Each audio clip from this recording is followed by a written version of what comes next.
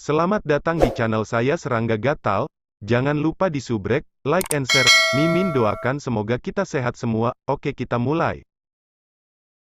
Wajah cantik Tian Qi sedikit berubah dan mendongak. Di kejauhan, sosok tinggi datang, dengan tangan di punggungnya, berjalan santai dan anggun. Tapi napasnya lembut dan biasa-biasa saja, semurni batu giok, dan pesonanya tertahan. Ini membuat Tian Qi merasakan perasaan yang tak terduga. Hanya, ketika dia memikirkan penyiksaan yang dia alami tadi malam, dia pasti malu dan mengatupkan gigi kristalnya. Mata indah itu berubah menjadi buruk. Gadis, jangan lupa apa yang saya katakan di sepanjang jalan. Dalam pot perunggu, pengingat Jiu Yao berbunyi, suaranya jarang dan khusyuk, dan bahkan, dengan sedikit vibrato. Mata Tian Qi menyipit pelan, diam.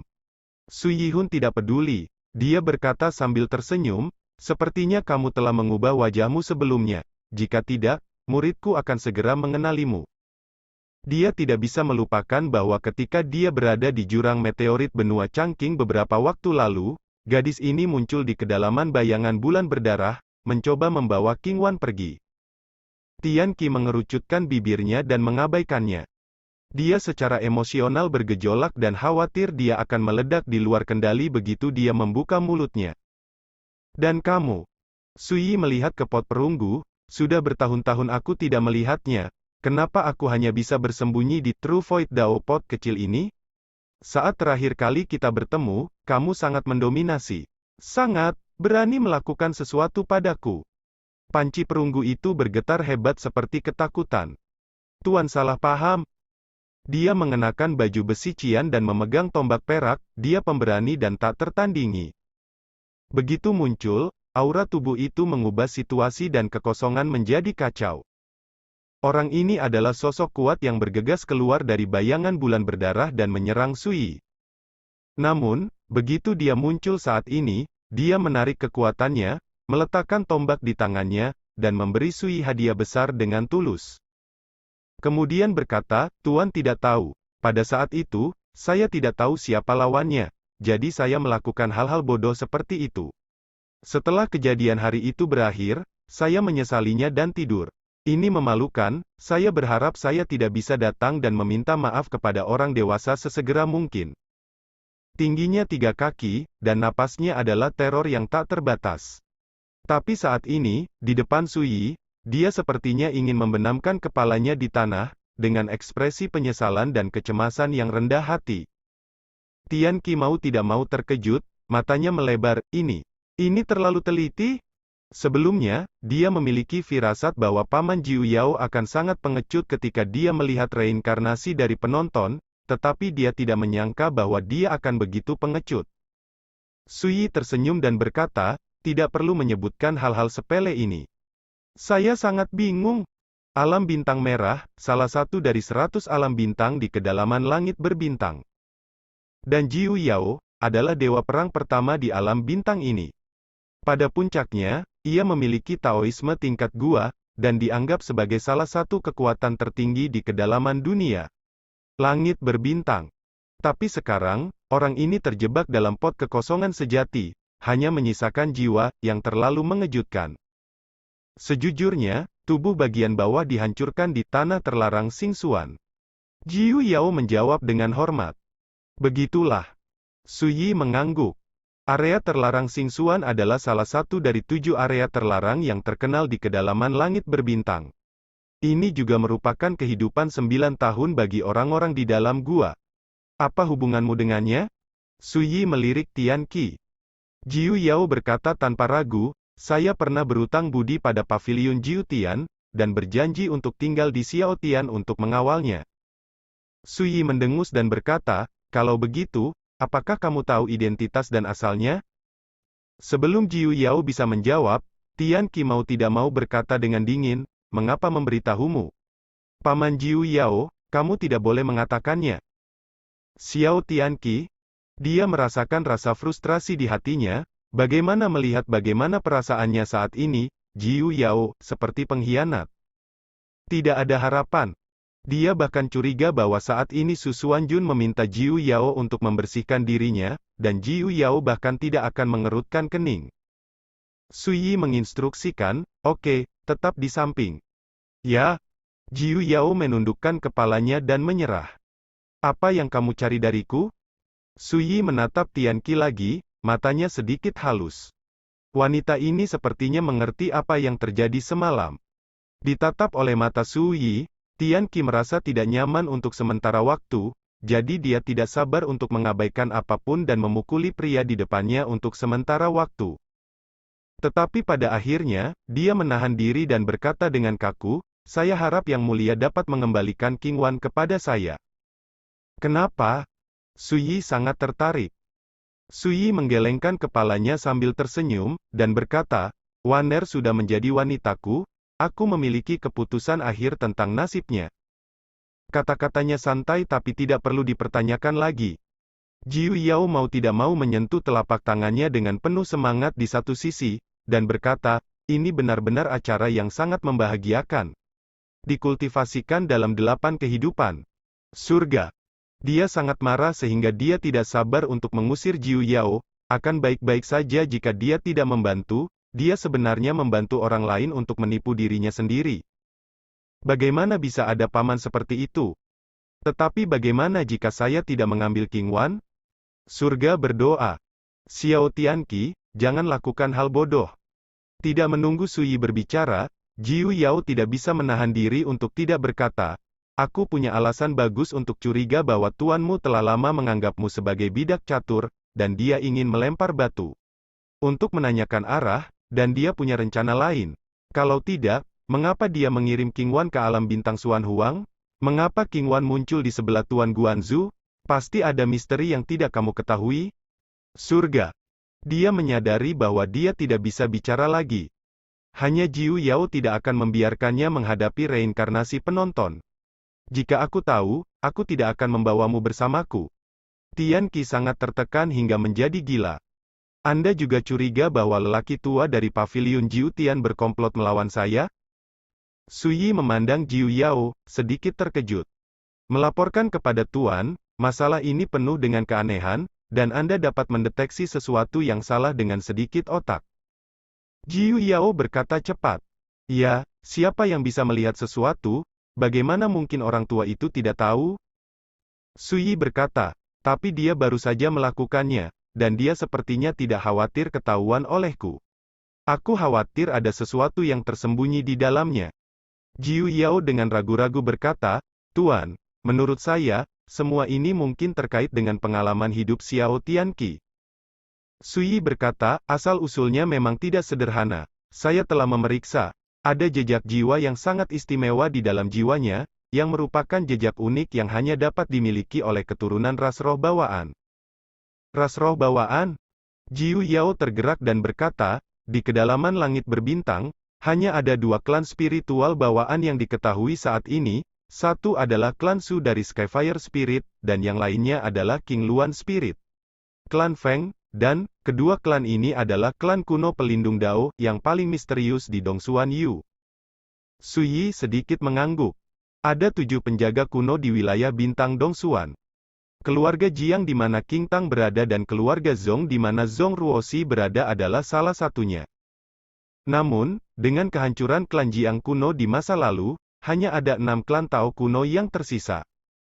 Di antara mereka, klan Su dan klan Feng adalah klan spiritual bawaan dengan status terpisah dan latar belakang misterius. Mendengar keduanya berbicara tentang pengalaman hidup mereka, Tian Qi perlahan-lahan menjadi tenang dan berkata, "Saya bukan dari 2 penganut Tao kuno itu." Su Yi berkata dengan santai, "Tentu saja tidak. Jejak jiwamu benar-benar berbeda dari 2 klan spiritual bawaan, bahkan aku belum pernah melihatnya sebelumnya. Aku sangat curiga, kau dan klan punggungmu mungkin bukan milik wilayah bintang Dongsuan." "Ya." Su Yi mengangguk. Dari ingatan penonton, dia mengetahui bahwa ada pesawat bintang lain di luar bidang bintang Dongsuan. Namun, domain bintang Dongsuan dan rekan-rekan dari pesawat bintang lainnya benar-benar terputus oleh lapisan penghalang domain. Jika Anda ingin pergi, Anda harus melalui di luar medan perang. Namun, Su Yi tidak menjelaskan hal ini. Dia telah menebak secara kasar apa yang akan dilakukan kepala sekolah Paviliun Jiutian. Orang tua ini sangat mungkin memberi dirinya sendiri sebab dan akibat yang tidak bisa dia tolak. Sebab dan akibat ini terkait dengan asal-usul Qingwan dan Xiao Tianqi. Bahkan, ini mungkin terkait dengan Shenmu, generasi ketujuhnya. Lagi pula, ketika dia masih menjadi penonton, kepala sekolah Paviliun Jiutian menyebut dirinya pria tak berperasaan berkali-kali. Tidak ada kebencian tanpa alasan di dunia ini. Ketika saya bertemu dengan kekuatan Tao Guanzu sebelumnya, pihak lain juga mengingatkan bahwa kepala sekolah Paviliun Jiutian curiga bahwa dia tahu bahwa dia adalah reinkarnasi Shenmu. Jadi, kemunculan Qingwan dan Tianqi adalah logis. Dan jika Anda ingin mengetahui rahasia kejatuhan Shenmu, Anda bisa mulai dengan kepala sekolah Paviliun Jiutian. Dalam istilah sederhana, apakah itu untuk memahami rahasia kejatuhan Shenmu, atau untuk memahami pengalaman hidup Qingwan dan Xiao Tianqi, perlu dimulai dari kepala sekolah Paviliun Jiutian. Dan ini tentu saja merupakan sebab dan akibat yang diberikan kepadanya oleh kepala sekolah Paviliun Jiutian. Mengapa dia melakukan ini? Su Yi tidak tahu. Tetapi dia tahu bahwa sebab dan akibat ini kemungkinan besar akan sangat panas. Dan, berdasarkan hubungannya saat ini dengan Qingwan, tidak mungkin untuk berdiam diri. Dan semua ini, kepala sekolah Paviliun Jiutian juga harus sangat jelas. Untuk penampilan Tianqi kali ini, sangat mungkin bahwa lempar batu untuk menanyakan arah kepala sekolah Paviliun Jiutian adalah untuk mengatakan pada dirinya sendiri bahwa karma ini telah melekat padanya, dan dia telah untuk menerimanya jika dia tidak menerimanya. Tuanmu sangat licik. Dulu, dia menggunakanmu sebagai bidak catur dan mengatur permainan untukku, dan kunci permainan ini ada di Qingwan. Su Yi memandang Tianqi dan berkata, sekarang, dia telah berhasil. Untuk hidup dan mati bidak caturmu, dia tidak perlu khawatir sama sekali, karena dia tahu bahwa jika aku membunuhmu, Qingwan tidak bisa hidup sendiri. Su Yi tersenyum dan berkata, saya juga ingin tahu mengapa orang tua ini tidak berani bertarung dengan saya di kehidupan saya sebelumnya, tetapi dia harus dengan sengaja menggunakan metode ini untuk membuat saya terinfeksi. Dengan sebab dan akibat. Omong-omong, ada sedikit rasa dingin di bibirnya, ketika aku pergi ke kedalaman langit berbintang, aku akan menyelesaikan masalah ini dengannya. Jika kamu mengatakan itu, kepala sekolah Paviliun Jiutian benar-benar berbahaya. Jiu Yao terkejut. Dia tidak bisa membayangkan berapa banyak kesabaran dan kesabaran yang dibutuhkan untuk menghabiskan waktu yang lama dalam tata letak. Tujuannya adalah membuat penonton harus menanggung sebab dan akibat. Tianqi, wajahnya yang cantik menjadi sedikit pucat, dan alisnya penuh kejutan.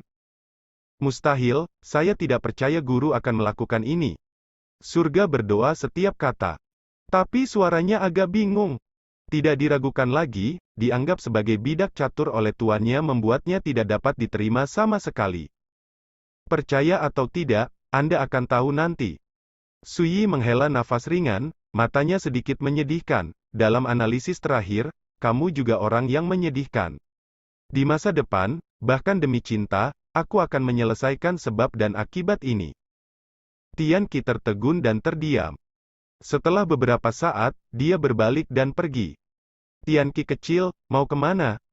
Jiu Yao bertanya dengan cepat. Kembalilah dan temui guru. Tianqi tidak menoleh. Ini. Jiu Yao cemas, gadis bodoh, jika kamu kembali, aku khawatir itu akan menyakitimu. Tidak, lelaki tua itu tidak akan pernah membiarkannya mengalami kecelakaan. Jika tidak, sebab dan akibat ini akan berakhir tanpa masalah. Su Yi berkata ringan. Jiu Yao berkata dengan wajah penuh kekaguman. Apa yang dikatakan tuan itu sangat benar. Dalam pandangan berikut, kepala sekolah Paviliun Jiutian akan membayar harganya cepat atau lambat. Su Yi. Dia menunjuk ke arah di mana Tianqi pergi, dan berkata, kamu juga bisa pergi. Ikuti perintahmu, aku menantikan hari ketika kamu kembali ke kedalaman langit berbintang. Jiu Yao membungkuk dalam-dalam sebelum berbalik. Untungnya, penonton tidak melakukan apa-apa kali ini, jika tidak, jiwaku akan lumpuh. Jiu Yao diam-diam menyebut keberuntungannya. Tidak ada yang tahu betapa gugup dan cemasnya dia barusan. Suyi tidak khawatir tentang sebab dan akibat yang dikirim oleh kepala sekolah Paviliun Jiutian. Pergi ke Paviliun Jiutian untuk berjalan-jalan di masa depan. Baginya sekarang, yang harus dia lakukan adalah meningkatkan kultivasinya sesegera mungkin. Sepertinya sudah waktunya untuk pergi ke area terbatas meteor abadi, pikir Suyi. Di kedalaman area terlarang air terjun abadi, tampaknya ada asal mula yang kacau dari alam bintang Xuan Huang. Jika Anda dapat menemukannya, apalagi menerobos ke tahap akhir dari ranah Xuanhe, Anda bahkan mungkin memiliki kesempatan untuk mencoba ranah raja dari ranah Tao. Tuan, area terlarang kejatuhan abadi telah lama mustahil untuk dikunjungi. Mengetahui rencana Suyi, Malo dengan cepat mengungkap kabar yang menimpa dunia luar baru-baru ini. Ternyata selama 6 bulan retret Suyi, banyak biksu di dunia berangkat satu demi satu dan pergi ke area terlarang meteorit abadi. Semua ini ada hubungannya dengan Suyi. Pada awalnya, dia telah menginstruksikan untuk membiarkan Peng Zhu, Yue Yin Yaozhu, dan barang antik lama lainnya menyebarkan berita terkait area terbatas meteor abadi ke dunia luar, mengatakan bahwa sumber kekacauan Xuan Huang telah terkubur jauh di area terbatas meteor abadi.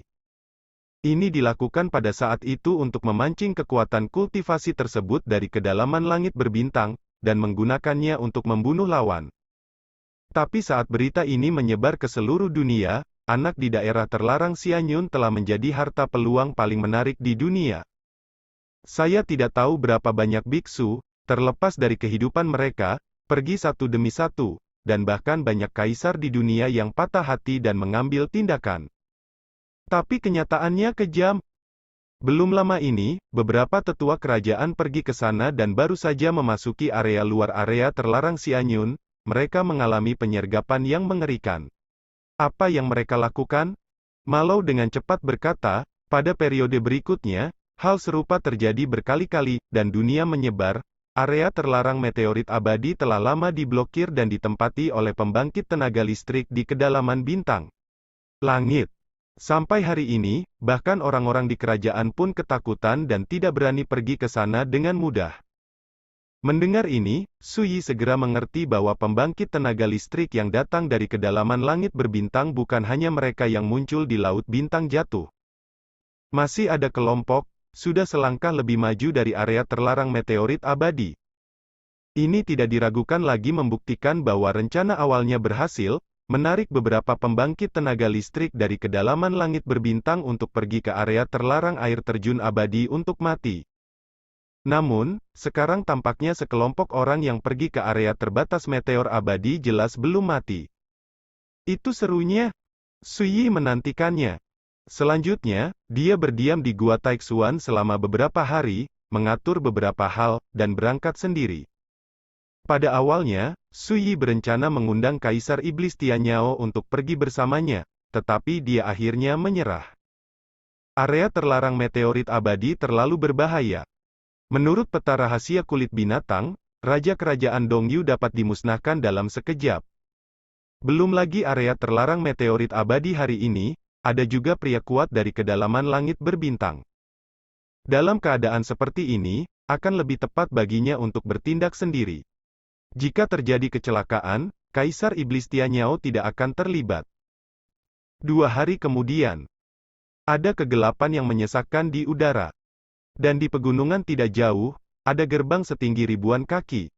Gerbang tercermin dalam kehampaan, dan cahaya dan hujan waktu dan ruang mengalir, seolah-olah sudah ada sejak zaman kuno, dan tidak berubah sampai sekarang. Itu adalah pintu masuk ke area terlarang meteor abadi. Ada banyak biksu di daerah sekitar, semuanya menunggu sesuatu. Lampu kehidupan dan jiwa leluhur kita masih ada di sana, dan dia tidak menderita. Saya percaya bahwa lelaki tua itu beruntung dan pasti akan dapat kembali dari area terlarang meteorit abadi.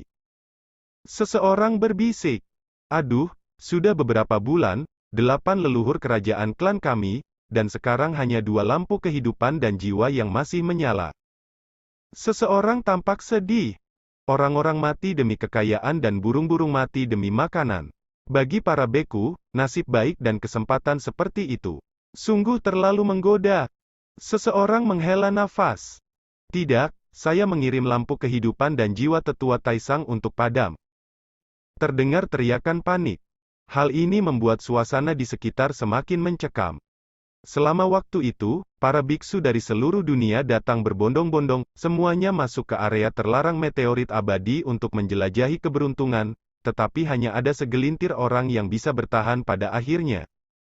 Selain itu, karakter yang kembali hidup-hidup juga sangat terstimulasi, bingung, dan gila. Hingga saat ini, orang-orang sekali lagi sangat memahami mengapa area terlarang meteor abadi dianggap sebagai area terlarang No. 1 di Great Wilderness. Di tempat hantu ini, pada tahun-tahun sejak zaman kuno, saya tidak tahu berapa banyak orang surgawi yang telah dikuburkan. Area terlarang air terjun abadi. Tempat di mana bahkan para dewa dan dewa akan jatuh, belum lagi para biarawan di dunia. Betapa kuatnya orang-orang kuat dari kedalaman langit berbintang, tetapi juga tidak ada yang keluar hidup-hidup. Hei, siapa pria itu? Dia mendekati pintu masuk ke area terlarang meteorit Chaosian. Tiba-tiba, banyak biksu menemukan bahwa seorang pemuda berjubah hijau sedang berjalan menuju pintu masuk area terlarang meteorit abadi di kejauhan. Anak muda, hentikan. Seseorang mengingatkan, tidak ada jalan kembali ke tempat itu. Ada juga beberapa tokoh senior yang memperhatikan bahwa ada sesuatu yang salah dengan pemuda itu, dan tubuhnya hambar, tetapi karena terlalu hambar, rasanya tidak normal. Tapi lebih banyak orang yang menonton dari pinggir lapangan. Seorang pemuda yang tidak mengenal langit dan bumi mencoba pergi ke Immortal Meteor Restrict Area. Kelihatannya konyol, tapi di masa lalu, hal semacam ini terjadi berkali-kali. Alasannya sangat sederhana, sebagian besar anak muda penuh semangat, mereka pikir merekalah yang disayang Tuhan, dan mereka bisa memperjuangkan kesempatan untuk bertahan hidup. Tetapi dalam menghadapi kenyataan, siapa yang tidak bersujud dan berdarah? Bayi kecil, berhentilah cepat, mungkin kamu tidak takut hidup dan mati. Mungkin kamu berpikir bahwa megah adalah hal yang sangat tatap muka, tetapi di mata kami, kamu tidak diragukan lagi yang paling bodoh. Tiba-tiba, seorang lelaki tua berjubah ungu muncul dari udara tipis dan muncul di jalan di depan lelaki muda berjubah hijau untuk mencegahnya. Ketika saya melihat orang ini muncul, ada keributan di lapangan. Ini adalah tetua senior Wang Beiting dari Qianyue Jianfu. Wang senior benar-benar penyayang. Diskusi terdengar, dan banyak biksu menunjukkan kekaguman dan kekaguman. Wang Beiting, ini adalah kaisar yang misterius. Betapa baik hati, lelaki tua ini hanya memikirkan cucuku. Di kejauhan, lelaki tua berjubah ungu itu menghela nafas. Dia juga sangat tua, muda dan sembrono, sangat kesepian, tidak takut pada langit dan bumi. Tetapi ketika dia menjelajahi sebuah rahasia tempat, tidak ada jalan kembali. Dia terlihat sedikit sedih.